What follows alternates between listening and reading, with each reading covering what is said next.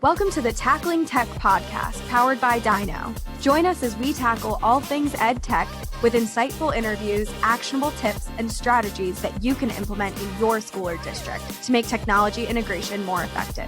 Whether you're a teacher, a tech coach, or a technology administrator, we're giving you an advantage in your role by sharing stories from people who are passionate about working with their peers and enhancing the learning experience with technology. Thanks for spending some time with us today. Now let's tackle some tech. Hello, everyone, and welcome back to Tackling Tech, a podcast that shares stories about how you can build better collaboration in K-12 schools, and a show that is dedicated to putting a voice to remote learning. I am Brett McGrath, Vice President of Marketing, and I'm excited for today's conversation. Today's conversation is a reoccurring guest. We've got a repeat. Got to go back to the Honeywell sometimes. I am talking with Sean Coffron, who is an instructional technology specialist.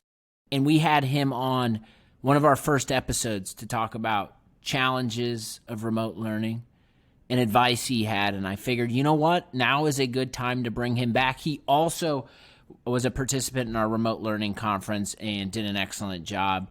So going to kick it over to that conversation. But first, if you like what you're hearing on Tackling Tech, I always tell you to hit the subscribe button if you're not already. Leave a review if you haven't already. But most importantly, tell a friend. Tell a friend if you're getting value from this show.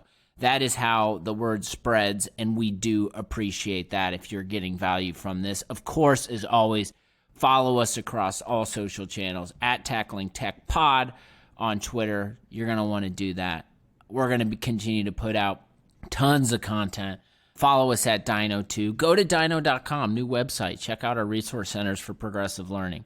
It's all good stuff, and we're really excited to serve the K-12 market and serve you as you're going back to school and you're getting acclimated. And that's what we're going to talk about today. We're going to talk about getting acclimated back to school, lessons learned with my man, Sean Coffron. So without further ado, let's kick it over to the conversation. All right, everyone, welcome back. We've got a reoccurring guest here on Tackling Tech, and I'm really excited. So one of our first conversations that we had on the podcast was with Sean Coffron, who is an instructional technology training specialist at Manassas City Public Schools. I think we learned a ton. He also participated in the remote learning conference for us. So he's become a friend of the podcast and a friend of Dyknow. And I thought, it might be a good time to bring him back on because the first time we were chatting was about the teacher challenges with remote learning and advice that he had. So I want to revisit that conversation and then talk about maybe some things that he is seeing along the way now that everyone is back to school. But Sean, how are you doing today? Things are going great. Having a wonderful time. Just finished up with a coaching session with the teacher, and I'm looking forward to an afternoon of working with colleagues and making things better for the kids. That's awesome. So you talked about, I guess in the teacher challenge bucket last spring, you said some challenges that teachers are facing is just learning new technology tools, modifying instructional strategies and tactics for remote learning, and then keeping students engaged with learning activities. Those were like the three challenges that you saw presented with your teachers. Would those challenges still remain? And if so, or if not, are there new challenges that are presented in this back to school time period? Right. So I think what's interesting is a lot of teachers have found new ways to reach students and found new ways to create different learning spaces for their classes. It's a very exciting time for us because we're starting to see some of the fruits of our labors come to fruition, and we're seeing a lot of different types of learning taking place. And what I mean by that is the classroom space is very different, obviously, than the remote learning space. And so we've spent a lot of time looking into professional development and looking at different resources. And as I mentioned in an earlier podcast, one of the things that we were focusing on is engaging students on a different level. And what's exciting is now we're finding that students are, in fact, ready for the task, and they're doing quite well in many aspects of remote learning. We find that one of the biggest challenges is to maintain that sense of relationship. And that was kind of anticipated, But it's nice to see that prediction came true. And so we have some SEL resources and strategies in place that are helping to bridge that gap and to help students feel like they're still a part of a classroom community, even though they happen to be addressing that community through Zoom. One of the main challenges that we've had right now is to help students remain to be conscientious digital citizens. After the first 2 or 3 weeks of school, just typical to any other school year, students are starting to feel a little more comfortable, and they're starting to establish relationships with classmates, and classroom management is becoming a little more challenging than it was before. And the interesting thing about that is any teacher out there who's taught for at least a week knows that classroom management is more of a traditional problem as well. The interesting thing is we have a digital citizenship factor or element to this because students have access to different resources while they're in class. Additionally, students have different ways that they can become disengaged with the materials. So students have to adapt to that, and teachers have to be able to provide that additional structure or that different structure and scaffolding in teaching students how to behave appropriately and stay engaged with the lesson. It's a very exciting time because at our school in particular, at Metz Middle School, we've done a lot of work in the past couple of years regarding digital citizenship, and we've worked with Common Sense Media to become a digital citizenship certified school. And it's interesting because in this school year, we find that a lot of the structures that we put in place are becoming part of how we do business in the classroom because fortunately or unfortunately, we have an opportunity to try that because we don't have that personal relationship with students that are coming to our rooms. That's awesome. And a lot you just shared there, a little bit that I would like to unpack. But like as we record this, we're doing the Progressive Learning Conference that's going on right now. And there's a session on Friday with George Valenzuela on SEL. And I'd love, because that seems to be like a topic that's rising to the top and conversations that we're all having on a regular basis. I'd love for you to maybe highlight some of those SEL strategies that might be working for your school and district, and talk about that a little bit. Right. So one of the things that we talk about when we explore socio-emotional learning is to be mindful of our students' emotional growth and no pun intended, to develop mindfulness activities within the structure of the lesson, such as brain breaks and other things that focus on student relationships and students' engagement with the material, not necessarily in the content, but more the process of learning. And so what we have found is there are many resources out there, particularly through Common Sense Media, but also through others as well, where we can lean on the idea of student self-care and student emotional growth in a digital setting. And naturally, it would be better to do that in person. I mean, it's a more natural setting to sit with a class and have a physical conversation around how to treat one another and how to make sure that we're all socially and emotionally healthy. However, I find that the industry, so to speak, the industry has really stepped up, and there are quite a lot of resources out there that we can use. We happen to be using one platform, as I mentioned before, but there are others available as well. Mindfulness.org is a blog that features many of those. One of the things that I also find very interesting is we have deployed something that sounds more college-ish, but the idea of office hours. So we have a class period where the students go through a normal class day, and then the last hour of the day for the students, they're open to office hours, and they can meet with teachers on an individual basis. Originally, that was meant to help students, with their basic skills, like, for example, if they're falling behind in math or they have some issues with geography. But what we're finding more and more is students are using that time to establish a relationship with teachers. They'll reach out to a teacher and they'll come in during office hours, and they'll say, they're very honest, as middle schoolers are. They're very honest about it, and they say, I just wanted to check in and show you this cool thing that I'm doing, or show you this cool picture that I made during your class. Of course, that becomes a fun conversation. Mm-hmm. But it's interesting that the students have really stepped up and spoken for themselves and advocated for their needs. What I'm interested in now is looking for meeting the needs of the students for whom advocacy is not necessarily a strong point. If there are any victims of cyberbullying, because obviously cyberbullying is probably becoming more of a problem because our entire environment is digital. But any victims of that situation really haven't had a chance to step forward other than the structures in class and maybe in class discussions and journals. And so what we're exploring now are other ways for them to reach out to their counselors or for them to reach out to their teachers, and then how to address that. Because one of the interesting difficulties of this is student discipline is a little bit different because students are in their homes and they are not in the building. And so responsiveness to student difficulties in classroom management and difficulties in engagement will have to be addressed with a little more care. And so we're going to be looking into how to explore that from an instructional perspective.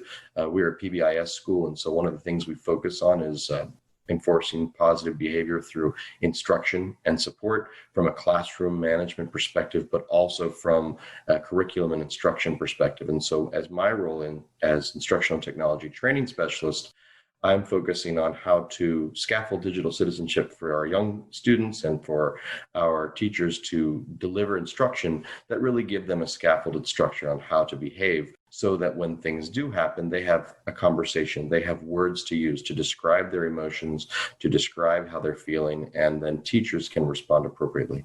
So I love hearing that. It sounds to me that your school division has really taken this remote, digital, e-learning, virtual, whatever you want to call it, setting to the next level by a lot of with what you just described, which I think is really cool because it sounds like it's way more advanced than it might have been in the spring. And it sounds like you're able to, while you still see and identify gaps, as you mentioned, with cyberbullying victims, you're able to forecast needs that aren't necessarily in place right now and try to build solutions for those needs. What kind of changes do you feel like have occurred for the better from the spring semester to this back to school period? Do you feel like you as a division and you and your role are more on offense in this virtual learning? So we, as an instructional technology training specialist team, so there's one per building, and so there are 10 of us. And as a team, we developed some curriculum for the teachers in terms of professional development. And we have a single course, which was cleverly named, not by me, as Return to Learn. And what our central office liaisons are working with is rolling that course out in sessions. And so what we did was I would say maybe the middle of August to the end of August, we started that instructional plan, and teachers went through the process of learning how to use Zoom and reinforcing how to use our learning management system, Schoology, which, by the way, has been invaluable in this process, and other resources that we're using, including video conferencing software and stuff like that. But we're also rolling other things out. So, for example, how to address the needs of students with special needs, or how to address the needs of students who are learning English as a second language. And we're using that same courseware, that same platform, to roll out information for teachers. And I bring that up because it's a great strategy. What we're finding is, in most cases, teachers are comfortable. They feel like they have a single location where they can receive that professional development. It's a singular message that's being sent across the division, so we don't need to worry about any confusion there. And it gives us an opportunity to reflect on the process of developing our teachers and developing the professionalism of our colleagues to make sure that they're meeting the needs of the students. And so I have to give a shout out to our central office team because they've done a very good job of managing that. We're a smaller division, but we do have 11,000 students, and we have 12 buildings, and I can't imagine it being that easy. In addition to that structured approach where we have a central office driven single course that keeps being rolled out over the couple months, the other thing we have building level support, of course, because every building has their own tweaks and their own different resources they're using. And so what I've been doing is following more of a coaching model rather than focusing on giving them yet another course to fill out or another form to complete or another series of instructional technology briefings, as it were, on the latest and greatest. I've been meeting with teachers individually and in small groups in a more coaching setting. And it really gives them an opportunity to reflect on their own practice, to think about what they're going through, and then to look at technology not as something extra, but as a way to solve their problems that they're facing or to address their their struggles that they're facing in this new environment. And so more recently, we've been focusing on deploying Nearpod and discovery education. And these are just examples of instructional resources that we as a building use. But instead of making that part of the larger picture, I'm meeting with teachers individually and in small groups, as I said, to make things a little easier for them and to demystify it, as it were, without adding extra angst to an already busy schedule that they're going through. Absolutely. And I think, hearing you talk about those updates and changes is awesome, that you're evolving, adding new elements to the mix while being mindful of just like the professional development and training. And I know when everyone left their school buildings and started to teach and operate remotely in the spring semester, there was angst, and there were teachers who maybe had avoided technology and were now forced to use technology and figure it out.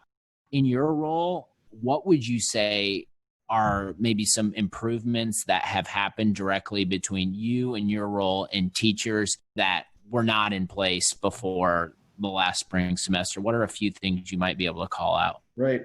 Well, we have a very strong administrative team in our building. And we also have, as I said, pretty strong leadership at the central office level for instructional technology. And so there's been a lot of visionary leadership and a lot of built-in deadlines and schedules anticipating a lot of the difficulties that teachers may face. That being said, one of the things that may not have been foreseen in the spring was an angst around using our learning management system. Now, we've been using Schoology for 5 years, and it has been amazing. It has really revolutionized what we've done in education for our students, and it has really changed the freedoms that teachers have in the classroom, because they have much more autonomy and they have much more ways to reach students using technology to kind of reduce those barriers of time and space.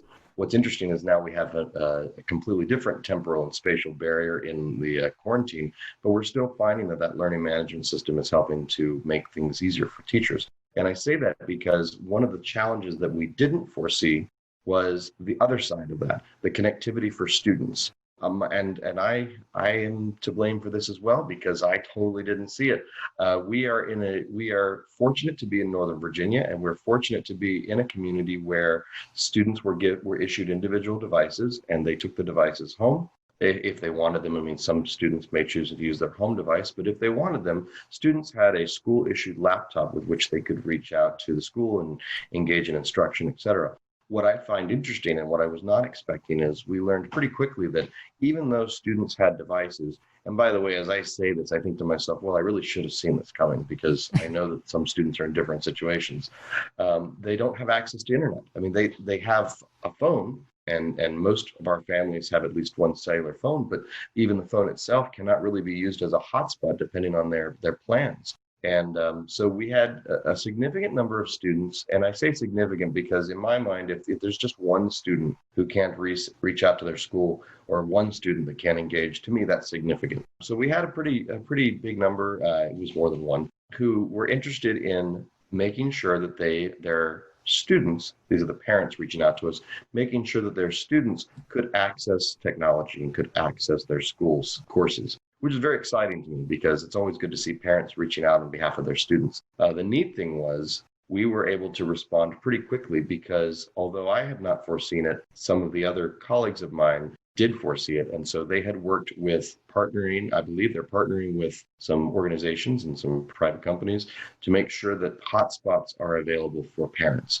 And it's very cool. It's amazing, because all they do is the family comes in, they register, they're given a hotspot, they go back to their homes, and now that digital divide is decreasing. And it's very cool to see. One of the things that I was extremely impressed about was I didn't see it coming. I don't know why I didn't see it coming, but there were those in the division that did, and they had a system in place. So it wasn't like, oh my gosh, we have to solve this problem. So for a month or for a week or for 3 days, students didn't have access to technology. No, they already had planned that out. They already had a system in place. And as soon as I learned what it was, I started telling everyone who needed a hotspot, hey, this is where you go. And it was really cool. Similarly, another difficulty we've been having is regarding technical support, because obviously students can't just walk down the hall to my office or walk down the hall to my colleague's office, who's our technology specialist. He works in the hardware and the access accounts, and I work more in software and licensing. but they can't go down the hall and find us. They have to reach out to us in a different way. And so I asked the question, and it was like, oh, we already have a solution for this, Sean. You have nothing to worry about. Here you go. And it was really cool. We have what's called a technical assistance desk that students and their families can access on our website, or they can just call me because my number is not that difficult to remember. And it's been issued to families so they can reach out to me to receive technical support either immediately or by the end of the day. And if they call or they leave a note after hours, we reach out to them within 24 hours. It's an amazing system. But again, it was something that I wasn't really foreseeing being an issue. But I'd say we're pretty busy because, parents and students, they might not feel comfortable with technology. They might not be as familiar with the resources that we're using. And if they're having any difficulties, they reach out and we offer support. Yeah, it's amazing the amount of conversations that I've had with educators, technology leads, directors of technology, superintendents, and how the access to internet is a topic that just continues to come up. And it's incredible to think about when everyone's going virtual and remote and everyone's using technology that the school is using, how to think about that some kids don't have access to the internet. So that sounds like the solution, and what your division is doing sounds like maybe a model a lot of listeners out there should be thinking about if they're having the same issues, because I know what every part of the country is facing the internet access issue. And it sounds like the hotspot program that you have implemented is a good solution to the problem. In my mind, educational equity is a huge research interest of mine, and it's something that I take very seriously, of course. What's unique is there seems to be a disparity even now among what's being said through the media or what's being said through the research and what is actually happening. What I'm finding is, there are some communities where sadly educational equity and instructional technology equity is huge, but even in relatively wealthy communities or communities that give the impression or have the impression that every citizen has a phone and therefore they have access to technology, or every citizen has access to a hotspot within 10 or 15 feet of their house, really doesn't address the main need of, I need to be able to access my technology in an easy and efficient way so that my students can learn. It's interesting because you would think that in 2020, and I know 20 years ago we were saying you'd think in the year 2000, but here we are 2020, a score later, and we still have the issue of families that don't have reliable internet access. And the other side of that is how important that is. And I could go down a political rabbit hole and I won't do that. But from speaking from an instructional standpoint, it seems to me that it's vital that every family have access to internet, especially in this environment. Otherwise, it will affect the student's education. It will affect the student's instructional environment. And any teacher who's trying to reach out to that student will have interrupted access to their learning because they just can't reach them. Very good. No, and I'm with you on that. I think the more solutions that can be provided to make sure everyone's on an equal playing field, everyone is on that team, I think. So very good points. Maybe Sean, we can bring it home with this. You are doing a lot in your role, engaging with students, families, teachers. What technology, obviously at the core, what big bets do you have regarding just technology this year, and just any way you want to take it, whether it's connecting with students and teachers and people in roles like you, however you want to take that? Sure. In the last 3 years, there's been a huge push for socio-emotional learning, as we mentioned earlier, and also more structure for positive behavior through intervention and support.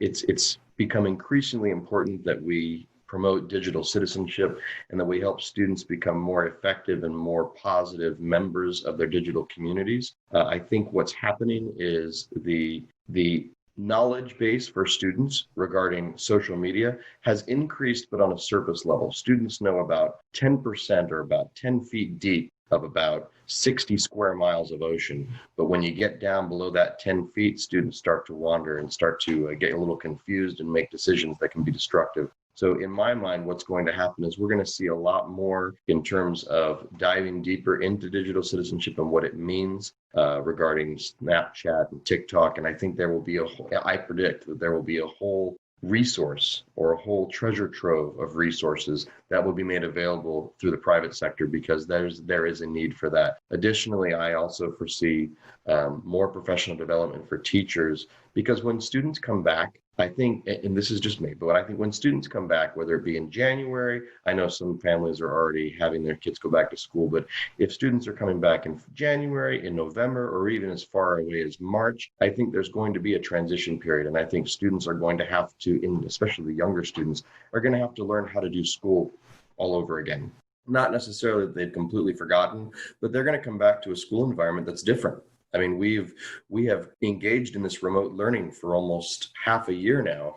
And what we have is students coming back with more digital expertise in that little 10 foot or little surface area understanding, but no idea of the implications of what that may cause, or they still find themselves naive to the implications 10, 20 years down the road of decisions that they're making online. And so I see digital citizenship being huge. I see social emotional learning becoming a larger thing. And I see a whole different paradigm in terms of student engagement in the classroom and teacher-student relationship, because the resources have just exploded and they're not going away. Students will have much more access to different types of technology, and teachers will have a greater diversity of resources at their fingertips. Great perspective as always. Sean, thank you so much for your time and jumping back on. Maybe you want to plug where people can find you online if they have questions or want to learn more? Oh, sure. So I'm on Facebook, and I have a public group at S. Coffron, or just look me up, Sean Coffron. I'm also on Twitter at Sean Coffron, SeanCoffron, or you can just Google me and reach out to me over email. Thank you so much, and best of luck this semester. Have a great day. After chatting with Sean for the second time, I can definitely tell he's the type of guy we could go Broadway with. We could have a 2-hour episode. He has so much knowledge on the topics that we're talking about that really matter. And I told him after we got done recording, I said, man, you just hit on everything that we're trying to talk about, that unplanned, unscripted, and it's just validation for us that we're making sure we're bringing the right topics to the market. So go check out Sean's stuff. He's someone I'm sure we'll have back on here real soon, and really appreciate his time and knowledge and energy in having conversations on the Tackling Tech podcast. Hit that subscribe button, tell a friend, take care of yourself, take care of others around you, and we'll talk to you real soon.